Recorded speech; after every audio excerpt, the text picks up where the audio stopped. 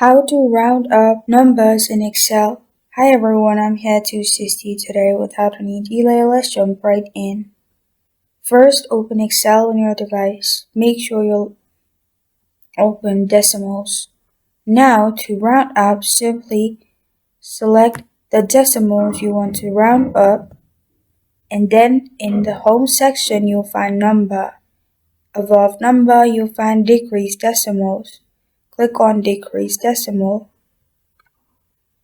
and it has been decreased. You can click on it until you are done and you're good to go after this. And as you can see, it has been decreased to 2 numbers I've selected 2 times. And this is how to round up numbers in Excel. Thank you for joining me today. If this video helps you out, please leave a like and subscribe for more. Got a question or want to suggest a topic? Comment below. Thank you for watching.